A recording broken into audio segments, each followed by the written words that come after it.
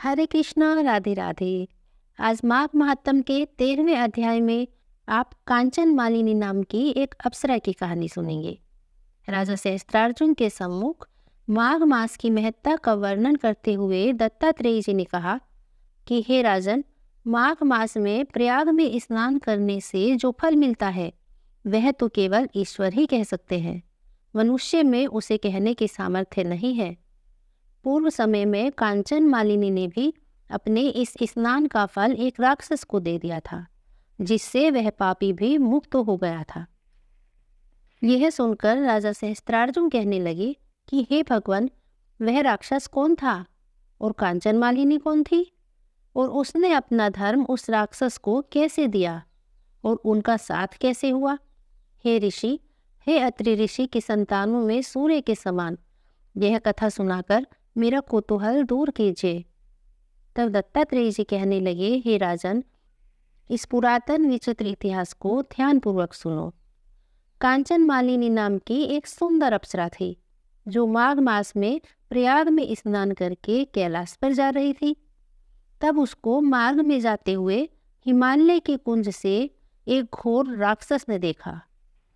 उस सोने जैसी तेज वाली, सुंदर कटी वाली, बड़े बड़े नेत्रों वाली, चंद्रमुखी, सुंदर केश और पीन पयोधर वाली सुंदर अप्सरा को देखकर उस राक्षस ने कहा कि हे सुंदरी, हे कमल नयनी, तुम कौन हो और कहाँ से आ रही हो? तुम्हारे वस्त्र और वेणी भीगी हुई क्यों है? और तुम आकाश मार्ग से कहाँ जा रही हो? और किस पुण्य के प्रताप से तुम्हारा शरीर ऐसा तेजस्वी और रूप ऐसा मनोहर है? तुम्हारे गीले वस्त्रों से मेरे मस्तक पर गिरे हुए एक बूंद जल ने मेरे क्रूर मन को एकदम शांति प्रदान की है। इसका क्या कारण है? तुम बड़ी शीलवती प्रतीत होती हो, इसका भी कारण मुझसे कहो। उस राक्षस के मुख से ये सब सुनकर उस अप्सरा ने कहा कि हे राक्षस, सुनो, मैं काम रूपिणी अप्सरा हूँ। मैं प्रयाग में संगम में स्नान करके आ रही हूँ, इसी कारण मेरे वस्त्र भीगे हैं। और अब मैं कैलाश पर वापस जा रही हूँ, जहाँ पर भगवान शंकर निवास करते हैं।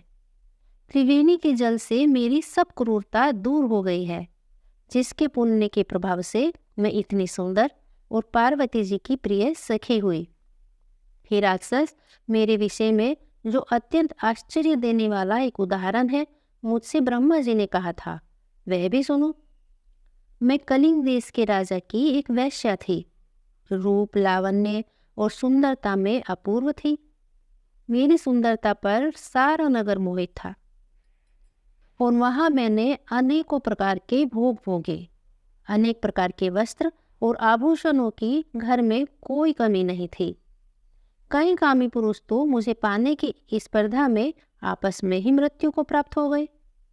इस तरह उस नगर में बड़ी सुंदरता से मेरा यौवन व्यतीत हुआ, और फिर मैं वृद्धावस्था को प्राप्त हो गई।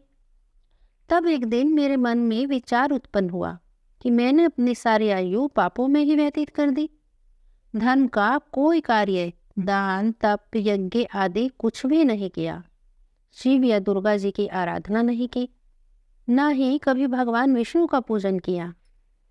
इस प्रकार अशांत चित्त से मैंने एक ब्राह्मण की शरण ली, जो वेदों के ज्ञाता और ब्रह्मनिष्ठ थे। मैंने उनसे पूछा, हे ब्राह्मण, मेरा उद्धार किस प्रकार हो सकता है? हे महाराज, साधु और सज्जन तो अच्छे और बुरे सभी पर दया करते हैं, इसीलिए मुझ दीन पर भी कृपा करके मुझ कीचड़ में डूबी हुई को पकड़कर उबार दीजिए। हे ब्राह्मण, क्षीर सागर क्या हंस को ही दूध देता है, बत्तख को नहीं देता? तब वह ब्राह्मण, राजा का पुरोहित, इन सब बातों को सुनकर मुझ पर दया करके कहने लगा कि तू ब्रह्मा के क्षेत्र प्रयाग में जाकर माघ मास में त्रिवेणी संगम में स्नान कर, परंतु अपने मन में किसी भी अशुभ क्रिया का विचार मत करना। पापों के नाश के लिए महर्षियों ने तीर्थ स्थान से अधिक और कोई प्रायश्चित नहीं बतलाया। प्रयाग में स्नान करने से तू अवश्य ही पवित्र होकर स्वर्ग को जाएगी। हे भामिनी, तुम इस स्नान पर पूर्ण विश्वास कर सको, इसलिए मैं तुम्हें एक सत्य कथा सुनाता हूँ। पुराने समय में गौतम ऋषि की पत्नी को देखकर एक बार इंद्र ने काम के वशीभूत होकर कपट वेश में उससे भोग किया था और इसीलिए ऋषि द्वारा उसे श्राप दिया गया, जिससे उसका शरीर अत्यंत लज्जा युक्त हजारों भागों वाला हो गया। तब इंद्र नीचे मुंह करके अपने पाप कर्म की बुराई करने लगा और मेरु पर्वत के शिखर पर स्वच्छ जल वाले सरोवर पर एक स्वर्ण कमल से भरे हुए कोटर में घुस गया और अपने पाप को धिक्कारता हुआ कामदेव की बुराई करने लगा कि यह कामदेव ही सब पापों का मूल है। इसी के वशीभूत होकर मनुष्य नरक में जाते हैं और अपने धर्म, कीर्ति, यश और धैर्य का नाश करते हैं। इधर उस कोटर में बैठा इंद्र ऐसा सोच रहा था और उधर इंद्र के बिना सारा देवलोक शोभाहीन हो गया। तब सभी देवता, गंधर्व, किन्नर, लोकपाल इंद्रानी के सहित बृहस्पति जी से जाकर पूछने लगे कि हे प्रभु, महाराज इंद्र के न रहने से स्वर्ग ऐसा शोभाहीन हो गया है जैसे सतपुत्र के बिना श्रेष्ठ कुल। इसलिए स्वर्ग की शोभा के लिए कोई उपाय सोचिए, इस विषय में देर नहीं लगनी चाहिए। तब बृहस्पति जी कहने लगे कि इंद्र ने बिना सोचे विचारे जो कर्म किया है वह उसका फल भोग रहा है। वह इस समय कहाँ है, मैं यह सब जानता हूँ। फिर गुरु जी सबको साथ लेकर स्वर्ण कमलों से युक्त उस बड़े सरोवर में इंद्र के पास गए। वहां उन्होंने इंद्र को देखा, जिसका मुख मलिन और आंखें बंद थी। तब इंद्र ने बृहस्पति जी के चरणों को पकड़कर कहा कि हे गुरुदेव, इस पाप से उद्धार करके मेरी रक्षा कीजिए। तब बृहस्पति जी ने इंद्र से कहा कि इंद्र, तुम प्रयाग में स्नान करने से ही पाप मुक्त हो पाओगे। तब इंद्र सहित उन सभी देवताओं ने प्रयाग में जाकर संगम में स्नान किया और त्रिवेणी के स्नान से इंद्र पाप मुक्त हो गए।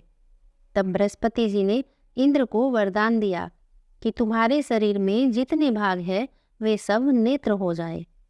तब इंद्र ब्राह्मण के वर से हजारों नेत्रों से ऐसा सुशोभित हुआ जैसे मानसरोवर में कमल शोभायमान होता है।